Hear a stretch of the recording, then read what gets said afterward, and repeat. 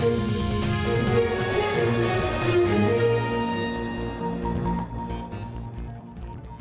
very good evening and welcome to News Tonight on Rajya TV. I'm Aishwarya Kapoor with you, and in the next half an hour you'll catch the day's biggest news stories, starting with the headlines.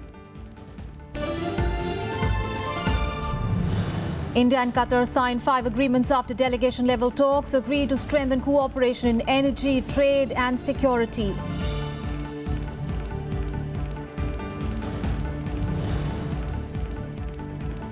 Two-day Heart of Asia conference begins in Amritsar. Top officials of 14 member nations to discuss key challenges, including terrorism and ways to bring peace in Afghanistan.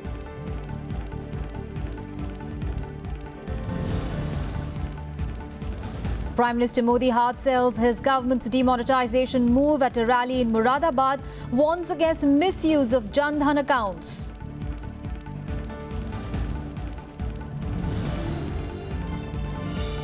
State government employee killed during encounter between security forces and terrorists in Kulgam district of Jammu and Kashmir. 2 suspected terrorists escape.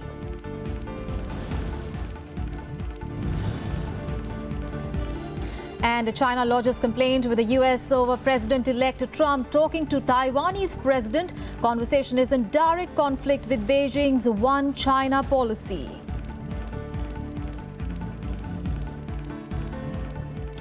Well, our top story this Saturday evening, India and Qatar signed 5 pacts in areas of visas, cyberspace, investments and ports management. Well, this came after Prime Minister Modi held talks with visiting Qatar Prime Minister on the key issues of energy, trade and security. Well, the two nations also agreed on joint action to tackle money laundering and terror financing. India and Qatar signed 5 agreements on Saturday following delegation-level talks led by Prime Minister Narendra Modi and his Qatari counterpart Sheikh Abdullah bin Nasser bin Khalifa Al Thani. Thani had arrived in the national capital yesterday. 5 agreements have been signed, including in the fields of visas, cyberspace, investments and national ports management. Earlier, the two leaders discussed enhancing cooperation in defense and security and agreed on joint action to tackle money laundering and terrorist financing. The two leaders also acknowledged that the current level of trade and investment between India and Qatar was much below potential. Qatar is India's important trading partner in the Gulf region and is also the largest supplier of LNG. After the meet, Prime Minister Modi highlighted opportunities available for Qatari investment in India's infrastructure and energy sectors. This is the first visit of Sheikh Abdullah to India. He also met Home Minister Rajnath Singh and President Pranab Mukherjee before leaving for Doha. This is the third high-level bilateral engagement between the two nations in the past 2 years. The visit of Qatari Emir Sheikh Tamim bin Hamad Al Thani to India in March 2015 was followed by the visit of Prime Minister Modi to Qatar this June. Bureau Report, Rajya TV. And the 6th Heart of Asia Ministerial Conference began in Amritsar in Punjab on Saturday with a view to resolve the trio of development, terrorism and connectivity for Afghanistan. Well, the 2-day meeting for an annual gathering of Asian and other nations is a platform for regional cooperation that places Afghanistan at its center. Now, Prime Minister Narendra Modi and Afghan President Ashraf Ghani have both reached Amritsar, where they will inaugurate the main event on Sunday. The 2-day multilateral global summit, Heart of Asia, began in Amritsar on Saturday. The main agenda of this international summit is to tackle the threat of terrorism in the region. Delegates from nearly 40 countries are participating in the conference. The theme for this year is addressing challenges, achieving prosperity. On Saturday, top officials of 14 member countries, including India, China, Russia, Iran and Pakistan, discussed various challenges faced by Afghanistan, including revival of a peace process in the conflict-ridden country. Eliminating militancy in South Asia and improving connectivity in Afghanistan will also be key areas of discussions. That the Indo-Pak relations will also figure in. Terrorism will be a dominant subject. Both Afghanistan and India have been victims of terrorism from Pakistan. So the fact that there is a country in this region which is using terror as an instrument of state policy is bound to figure in. Pakistan may not be named clearly, but nobody will have a doubt the reference is to Pakistan. The main conference will be inaugurated jointly by Prime Minister Narendra Modi and Afghan President Ashraf Ghani on Sunday. Finance Minister Arun Jaitley will lead the Indian delegation. Amid heightened tensions with Pakistan, India will step up efforts to corner Pakistan diplomatically and mobilize support for concrete action against state-sponsored terrorism. Pakistan Prime Minister Nawaz Sharif's foreign policy advisor Sartaj Aziz will also be part of the conference. In view of the event, 11 companies of paramilitary forces and over 5,000 policemen have been deployed in Amritsar. The Heart of Asia Istanbul process was founded in 2011 and the first conference was held at Istanbul that year. Akhilesh Suman's report for Rajya Sabha TV. News coming in from the northeast, where an Assam Rifles jawan was killed and 9 others injured when armed militants ambushed their convoy in Arunachal Pradesh's Longding district on Saturday. Well, the attack took place at 20 kilometers from the Indo-Myanmar border. 2 vehicles were targeted in the attack. Well, the convoy came under heavy fire. The attack is suspected to have been jointly carried out by NSCNK and Alpha militants. Well, search operations are currently underway to locate the perpetrators.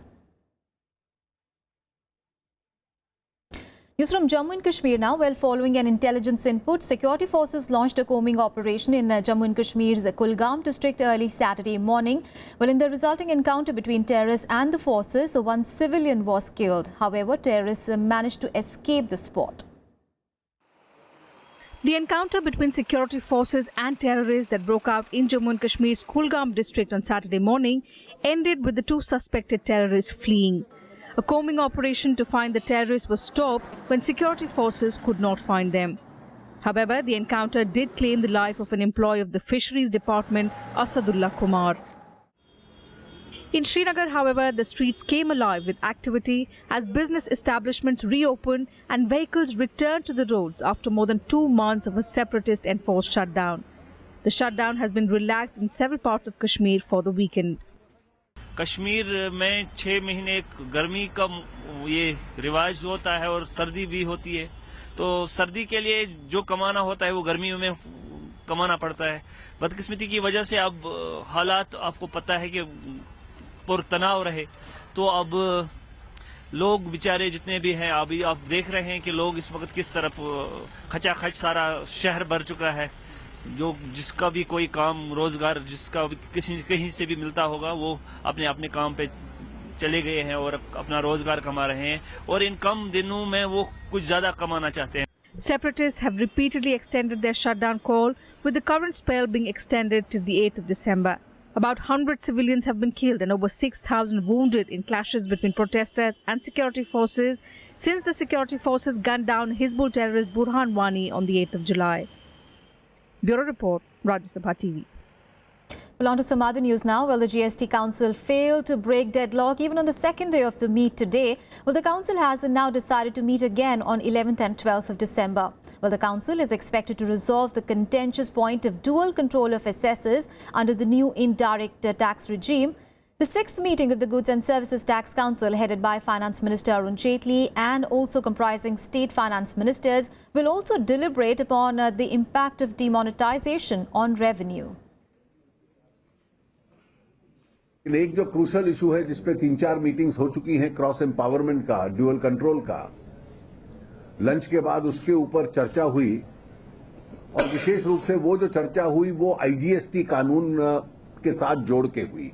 उस दोनों की simultaneously हम लोगों ने चर्चा की है और वो चर्चा भी काफी देर तक होती रही और उसको रिजॉल्व करने के लिए बातचीत आगे बढ़ी। 2-3 तरह के सुझाव आए हैं और वो डिस्कशन कंटिन्यू हो रहा है। 11 और 12 तारीख को ये दोनों विषय एजेंडा पे रहेंगे, यानी completion of the approval of CGST SGST drafts जो काफी हद तक आगे बढ़ा है, उसके बाद कॉम्पेंसेशन ड्राफ्ट और दूसरा एजेंडा है IGST और क्रॉस एम्पावरमेंट का law. News from pole-bound Uttar Pradesh now. Well, Prime Minister Narendra Modi addressed a Parivartan rally in Moradabad, the district of the state, on Saturday. Well, in a bid to woo voters, Prime Minister Modi said that he did not contest the Lok Sabha election from UP just to win, but to eradicate poverty from the state. He also tried to convince people on the long-term positive impact of demonetization. Prime Minister Narendra Modi continued to hard sell his government's decision of demonetization on Saturday. At a rally in Moradabad district of UP, the Prime Minister told the gathering that corruption has held back the country for years, but now post-demonetization, the honest will be awarded and hoarders will spend sleepless nights.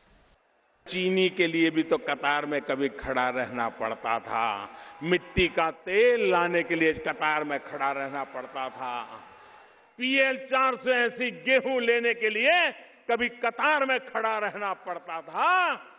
आपने देश को कतार में 70 साल तक खड़ा किया है। उन कतारों को खत्म करने के लिए ये मैंने आखिरी कतार लगाई है भाइयों। However, he cautioned the poor not to get misled by the corrupt. कभी किसी अमीर को गरीब के पैर पकड़ते देखा था?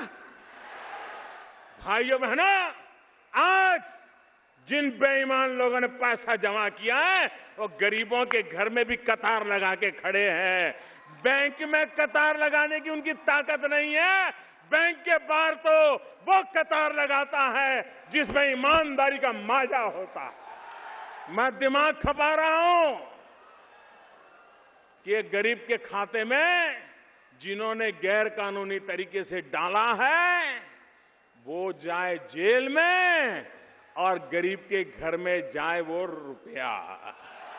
Urging the people to adopt digital ways of making payments, the Prime Minister said he is confident that India is ready to accept the change.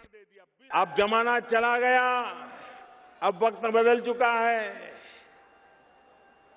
अब तो मोबाइल फोन में ही आपकी बैंक आ गई है, आपके मोबाइल में ही आपकी बैंक है, आपके मोबाइल फोन में ही आपका बटुआ है। अगर आपके पैसे बैंक में पड़े हैं तो आप मोबाइल फोन से जो खर्च करना है कर सकते हैं, खरीदना है खरीद सकते हैं। In his speech, the Prime Minister also made a strong pitch for development, reiterating that it's his government's priority to develop villages across India and eradicate poverty. The Prime Minister said his focus now is on big states like Uttar Pradesh, Bihar and Maharashtra. Bureau Report, Rajya Sabha TV. But it is the day 23rd of demonetization and toll plazas across the country are back in business. Back with it, however, were long queues at toll gates and traffic jams, even on the arterial report. Here is a ground report.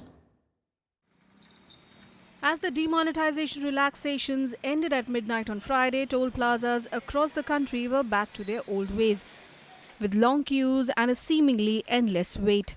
Vehicle after vehicle stood in line to pass the toll gates, some waiting for change, others trying to pay using the old 500 rupee notes. अभी ऐसा है, हम लोग 15-20 minute से Q में हैं और नियम ये बोलता है कि आप 5 मिनट से अगर ज़्यादा हो तो आपको क्यू में ये टोल भरने का जरूरत नहीं है। अभी मैं आपके सामने 10 मिनट से इधर वेट कर रहा हूँ। क्या होगा, चिल्लर का थोड़ा प्रॉब्लम है, कोई प्रॉब्लम। वो 500 ले तो नो प्रॉब्लम। नहीं जी, हम कहाँ जाए, हम तो ड्राइवर आदमी हैं, कहाँ को माल को बदल के देगा तो करेंगे जी। Most toll plazas were accepting debit cards, credit cards or payments through e-wallets, but the government's dream of moving towards a cashless economy seemed quite far-fetched as cash was the way to go. Traffic में आधे घंटे से खड़े हैं, पहले इतनी दिक्कत नहीं आ रही थी टोल में, अब परेशानी भुगतनी पड़ रही है, अपने समय पर नहीं पहुंच पा रहे हैं हर जगह पे। Long jams were reported at several arterial roads as well. इतना ज़्यादा जाम होता है, ये खोलते ही नहीं इसको जाम को ना, लाइन लग जाती है 2-2 किलोमीटर की। सवेरे था नरसिंहपुर तक का जाम था, कोई फ़र्क नहीं पड़ता है इनको कि पब्लिक परेशान हो रखी है। इनको तो ये मतलब है कि हमारा टोल टैक्स मिलना चाहिए। In the days following demonetization, the government had decided not to collect toll due to a shortage of cash. But that concession ended on Saturday, with old 500 rupee notes acceptable only when the toll fee is more than 200 rupees. Anu Diwan's report for Rajya Sabha TV. And the deadline allowing petrol pumps to accept the scrapped high denomination on notes also ended on Friday, but most petrol pumps struggle to get customers, with many having no new currency notes to exchange. Well, those who did have the new 2000 rupee notes complained that they were not being accepted.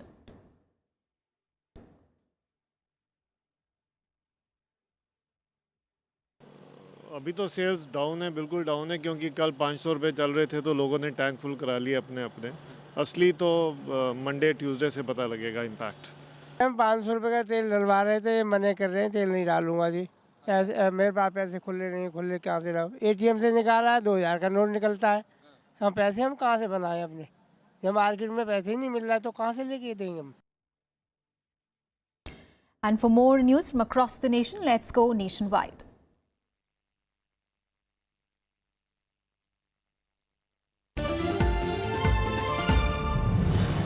Karnataka Legislative Assembly was rocked by opposition protests for the second consecutive day, with the BJP demanding the resignation of Minister Tanveer Seth for allegedly looking at sleazy pictures on his mobile phone at a public function recently. Chief Minister Siddaramaiah ruled out Seth's resignation and charged the BJP with targeting him on a non-issue as he belonged to a minority community.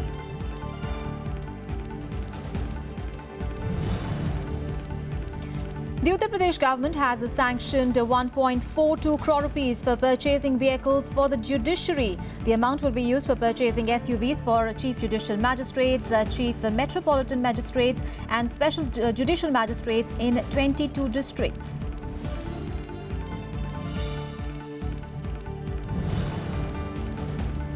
Talks are underway with the Andhra Pradesh government to convert INS Virat into a luxury hotel cum museum after its decommissioning. The oldest aircraft carrier operated by the Indian Navy is likely to be decommissioned by the end of 2016 or sometime next year after 55 years of service. The state government has drawn up plans to convert INS Virat into a 500-room hotel.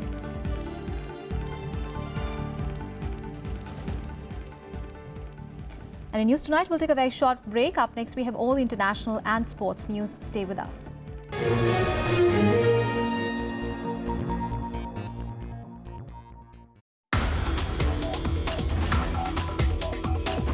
The basic scientific foundations were made by this institute. Has done a lot of work in hepatitis viruses. The natural cycle of Japanese encephalitis in our country, where the virus was discovered, a killed vaccine was produced, technology was passed on. One BSL-4 lab, and that is so far unique and only lab in whole Asia, which works in health sector. Watch Eureka with Dr. D.T. Maurya, Director, National Institute of Virology, Pune, on Rajya Sabha television.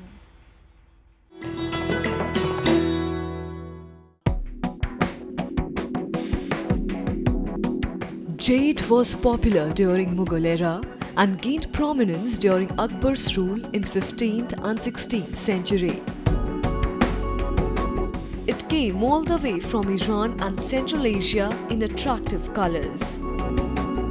The royalty had a unique use for it, since jade changed color when it came in contact with arsenic.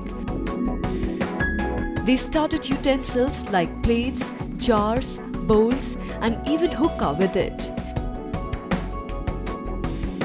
and thereby avoided getting poisoned by rivals.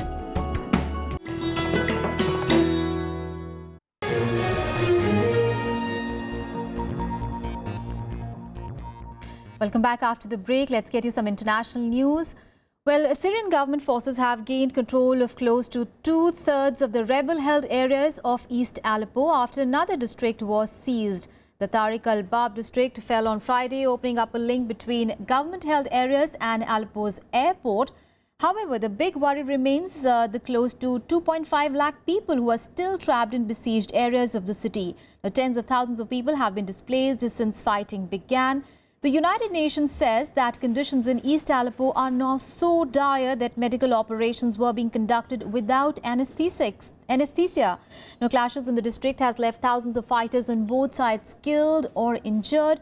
Heavy shelling of the east continued through the night on Friday as well. Remember, Aleppo was once Syria's largest city and its commercial and industrial hub before the uprising against President Bashar al-Assad began in 2011. Now, it has now been divided in roughly two for the past 4 years. But in the past 11 months, the Syrian troops have broken the deadlock with the help of Iranian-backed militias and also Russian airstrikes.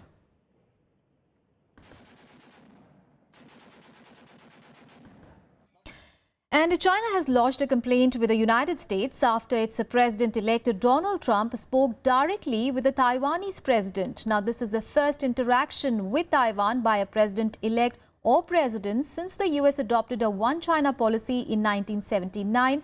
Well, it is not clear if the Trump transition team intended the conversation to signal a broader change in US policy towards Taiwan. US President-elect Donald Trump is known for his unique, unabashed style. But this very attitude is rubbing many the wrong way. With less than 50 days to go before his inauguration, Trump has triggered a diplomatic dispute with China after he spoke on the phone directly with Taiwan's President Tsai Ing-wen. Beijing regards the island as a renegade province, and it immediately lodged a complaint with the United States. 我们敦促美方 恪守一个中国政策和中美3个联合公报的原则，慎重处理台湾问题，不要开历史倒车，以免损害中美关系的大局。 After speaking to Taiwan's president, Trump tweeted that President of Taiwan had called him to congratulate him. He followed it up with another tweet, interesting how the US sells Taiwan billions of dollars of military equipment, but I should not accept a congratulatory call. Trump's team clarified it was Taiwan's president who had called him, seeking to strengthen bilateral interaction. It is noteworthy that Washington cut formal diplomatic ties with Taiwan in 1979, expressing its support for Beijing's One China concept, which states that Taiwan is a part of China. The White House has said that Trump's conversation does not signal any change in US policy. The call risks throwing US-China relations into a tailspin before Trump takes the oath of office on 20th of January. It has prompted questions over whether Trump intends a shift in US policy or if this was just a blunder by a team with limited experience in international affairs. Bureau Report, Rajya Sabha TV. Let's get you some more international news in Global Buzz. The US House of Representatives has passed a defense bill that pledges $900 million in economic and other assistance to Pakistan. Well, the bill limits the overall amount available for reimbursement to $1.1 billion, of which $900 million is available for reimbursement to Pakistan. The US National Defense Authorization Act for fiscal year 2017 was passed in the House of Representatives on Friday.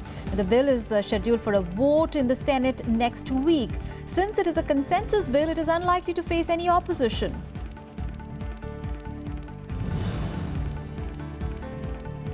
Thousands of protesters gathered in Seoul for the 6th straight week on Saturday to demand the ouster of scandal-hit President Park Geun-hye ahead of an impeachment vote in parliament. The latest in a series of massive anti-Park demonstrations in the South Korean capital came just hours after opposition parties filed an impeachment motion that will be put to a vote on Friday by the MPs there. Whether the motion is adopted or not, Park is firmly on course to become the first democratically elected South Korean president not to complete a full 5-year term.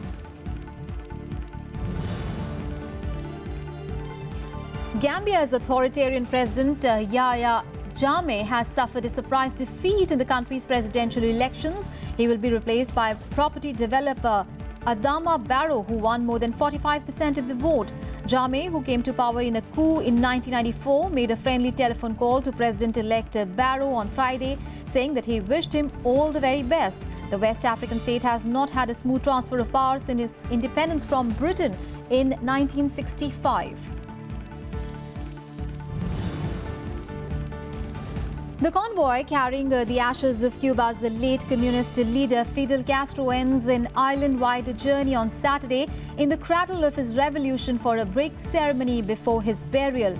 President Raul Castro will deliver a much-awaited speech during the massive tribute with foreign dignitaries on Saturday evening. Now, capping a 9-day mourning period, the remains will be interred during a private ceremony on Sunday at the Santa Ifigenia Cemetery. And now it is time for all the sporting action in Sports Beat.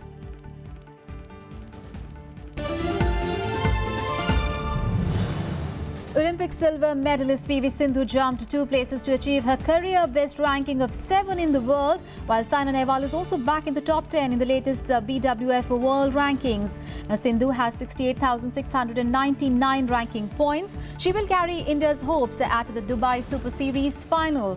Former world number 1 Saina Nehwal improved her spot after slipping 5 places to 11th place last week.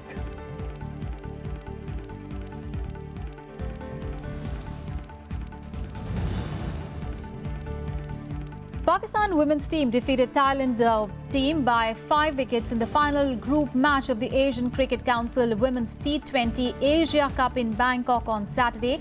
With a win, Pakistan finished second in the group standing with 8 points and will face defending champion India in the final of the tournament on Sunday.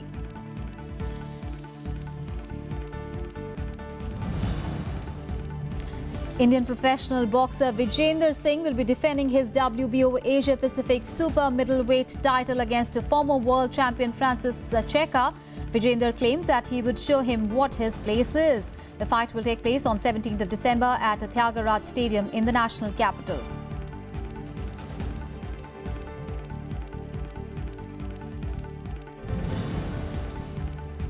And Jamaican sprinter Usain Bolt won the International Association of Athletic Federations Award for Male Athlete of the Year for a record 6th time on Friday. He last won the award in 2013, while his first win came in 2008.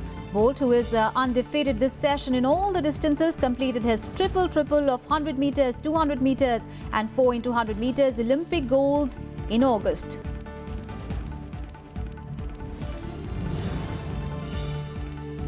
And basketball player LeBron James has been chosen as the Sports Illustrated Sportsperson of the Year, becoming the second athlete to win the award twice. James edged out Usain Bolt, Michael Phelps, Premier League champions Leicester City, among others. James had led his team Cleveland to the 2016 NBA title and was named NBA Finals Most Valuable Player.